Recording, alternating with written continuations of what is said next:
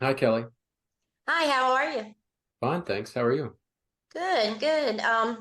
It's been a while since we talked. We did an interview right before season one Yeah, began. where are you, by the way? Hmm? Where are you? Are you in the South? Georgia, Georgia, of course. the accent. Mm.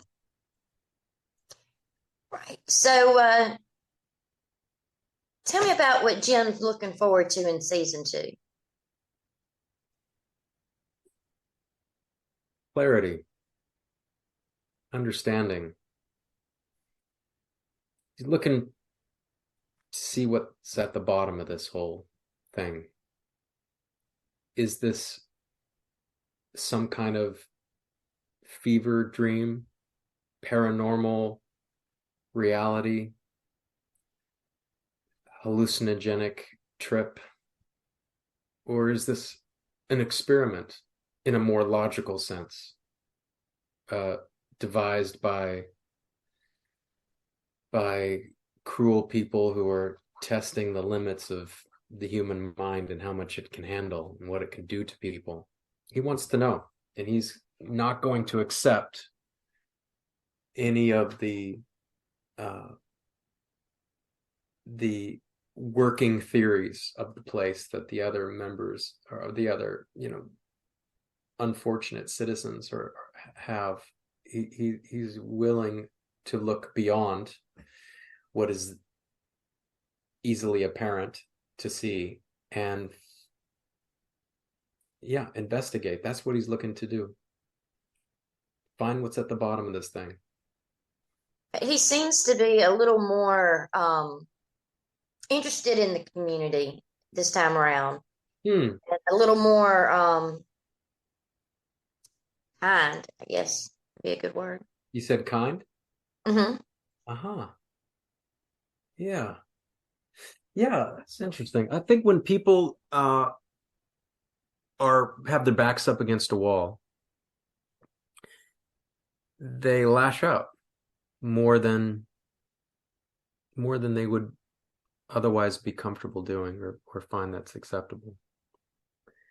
And he's definitely got his back up against the wall and snapped a number of times under extreme duress. But maybe there's some kind of Zen like nature that comes with constant turmoil. You just get used to it after a while when you're in the heat of battle and it's not your first battle. You've been in. It's like Robert Duvall in Apocalypse Now, that famous scene where he's on the beach and those young guys are he's like, get out there and surf. And there's shelling all around, mortars are hitting everywhere, and they're scared and nervous that they're gonna get hit. And he's like, whatever, just go surf. And he loves the smell of napalm in the morning as the jungle erupts in flames. And it's because he's been in it. He's had 1,000 of these moments before. And so there is, for him, that's his ease. And for Jim,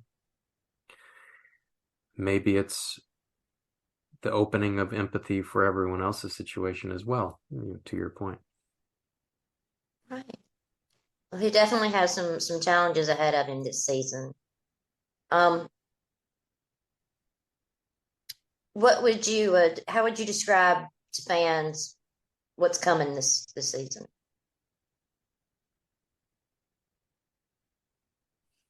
Well, it's a this seasoning is what seasoning? This seasoning is Worcestershire sauce and salt and pepper on the I don't know. It's a furthering of the journey already, and you go deeper, further, faster. And for Jim, he is finding a way to to to not react in an emotional sense and really look at this like a puzzle and use logic and reason to figure it out and find his way out. So that creates a centering and a grounding. He's also injured, which adds to that stillness. And that's been a fun thing to explore. And then as it goes with the story, I feel like the the walls that you perceive are there aren't actually there. They're more like sliding doors that open up into other spaces and other realms. And there's a lot of potential in the show, as you will see throughout season two, that it can go in so many different places, and you still get the sense that they're all interconnected and not just, disparate parts all thrown together. But there is a cohesion even as the story expands. And that's an interesting thing. Cohesion, even as the story expands outward. So that's what I Right. think you can expect. Well, I mean, it's definitely, a show to love, and it Yeah, has that, love, huh? yeah. Hmm. And besides, just having like the scary monster stuff, it's so dark, but at the same time, human. Yeah. It's about the connections and things between each person. Yeah, that is its its power place. That I think you've got to have that balance, right? With if you're going to have the death and destruction and the terror, you have to see what is even worth fearing to lose. Right. What's it all? What is it all? If none of it even matters, then who cares? But if there's truly something to lose, then it's that much scarier when it's almost gone. You're right.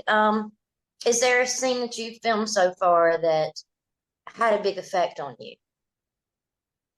Hmm.